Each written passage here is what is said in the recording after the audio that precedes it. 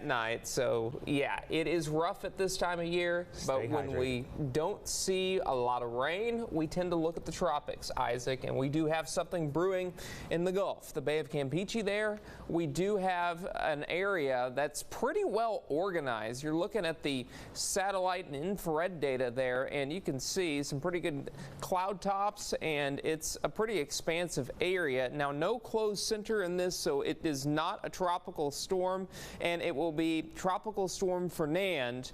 My Texas accent probably will not allow me to pronounce that correctly, but once again, it would be the F-named storm, which would be the 6th named storm of the 2025 Atlantic season. And if it does end up forming, it would end up impacting northern Mexico and South Texas. So we're keeping an eye on that possibility. It does have about a 40% chance of developing within the next couple of days. Regardless if it develops or not, I do think South Texas will see a significant amount of rain.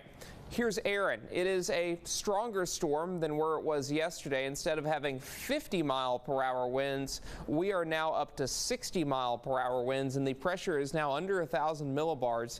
And the expectation is that this thing will continue to track off to the west. Here's the projected path of the storm. You can see it just to the north of the Greater Antilles here into the east of the Bahamas. Becoming a pretty strong storm next week. It could become the first hurricane as early as tomorrow, and it could become the first major hurricane at some point this weekend. Could happen by 1 p.m. Sunday. So as we look at satellite and radar, we do have a ridge of high pressure over the Gulf, and with that we are continuing to see drier conditions settle in, but I do expect another ridge of high pressure to develop over the region, which is part of the reason why we do have that heat advisory for today, and I do think we'll have another one tomorrow as well. Temperature wise, we are in the 90s. Center's at 90. It's 96 in Lufkin and Nacogdoches. As we look at Futurecast, we could still see a bubble up thunderstorm tonight, so don't let your guard down quite yet.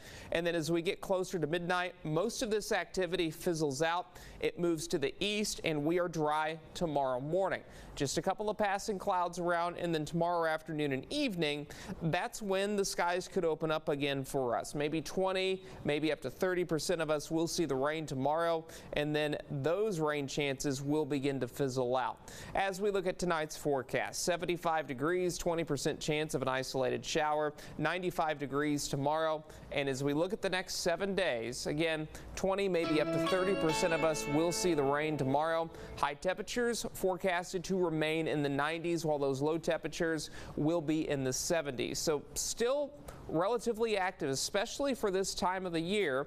We only have one burn ban in effect, which happens to be Marion County, which is great news for us, and hopefully we can keep the momentum going over the next couple of months. But as we look at deep East Texas, we do have additional rain chances there with highs in the 90s. Isaac.